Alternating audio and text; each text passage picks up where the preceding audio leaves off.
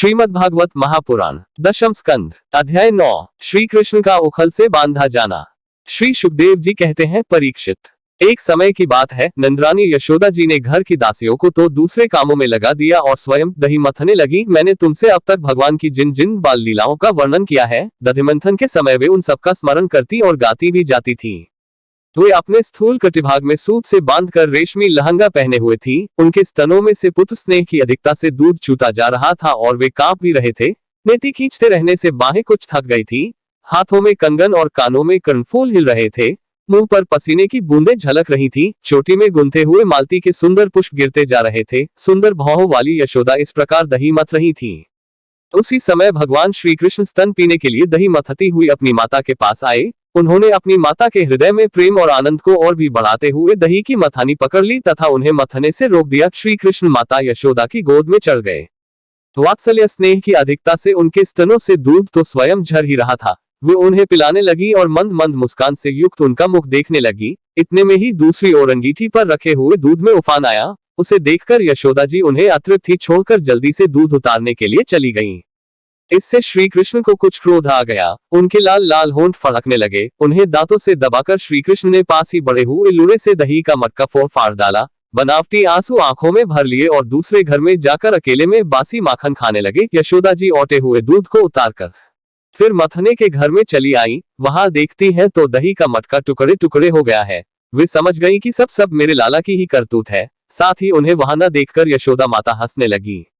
इधर उधर ढूंढने पर पता चला कि श्री कृष्ण एक उल्टे हुए उखल पर खड़े हैं और छीके पर का माखन ले लेकर बंदरों को खूब लुटा रहे हैं। उन्हें यह भी डर है कि कहीं मेरी चोरी खुल न जाए, इसलिए चौकन्ने होकर चारों ओर ताकते जाते हैं। यह देखकर यशोदा रानी पीछे से धीरे धीरे उनके पास जा पहुंची।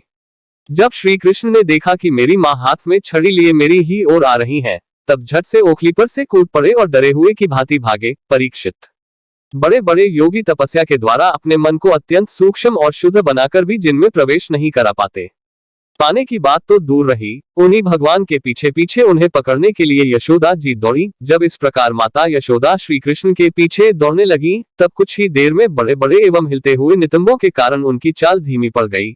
वेग से दौड़ने के कारण चोटी की गांठ ढीली पड़ गई। वे ज्यों आगे बढ़ती, पीछे पीछे चोटी में गुंथे हुए फूल गिरते जाते। इस प्रकार सुंदरी यशोदा ज्यों करके उन्हें पकड़ सकी। यशोदा मैया श्री कृष्ण का हाथ पकड़कर उन्हें डराने धमकाने लगी। उस समय श्री कृष्ण की झांकी बड़ी विलक्षण हो रही थी। अपराध तो किया ही था, इसलिए रुलाई रोकने पर भी न रुकती थी। हाथों से आंखें मल रहे थे, इसलिए मुंह पर काजल की स्याही फैल गई थी। पिटने के भय से आंखें ऊपर की ओर उठ गई थी। उनसे व्याकुलता सूचित होती थी। जब यशोदा जी ने देखा कि लल्ला बहुत डर गया है, तब उनके हृदय में वात्सल्य स्नेह उमड़ आया। उन्होंने छड़ी फेंक दी। इसके बाद सोचा कि इसको एक बार रस्सी से बांध देना चाहिए। परीक्षित, सच पूछो तो यशोदा मैया को अपने बालक के ऐश्वर्य का पता नहीं था, जिसमें न बाहर है न भीतर, न आदि है और न अंत, जो जगत के पहले भी थे, बाद में भी रहेंगे। इस जगत के भीतर तो है ही, बाहरी रूपों में भी है, और तो क्या, जगत के रूप में भी स्वयं वही है।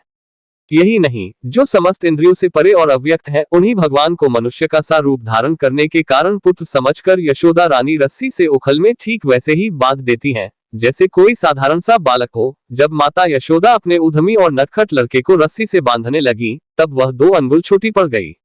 तब उन्होंने दूसरी रस्सी लाकर उसमें जोड़ी। जब वह भी छोटी हो गई, तब उसके साथ और जोड़ी। इस प्रकार वे ज्यों रस्सी लाती और जोड़ती गईं, त्यों जुड़ने पर भी वे सब 2 अंगुल छोटी पड़ती गईं। यशोदा रानी ने घर की सारी रस्सियां जोड़ डाली, फिर भी वे भगवान श्री कृष्ण को न बांध सकी।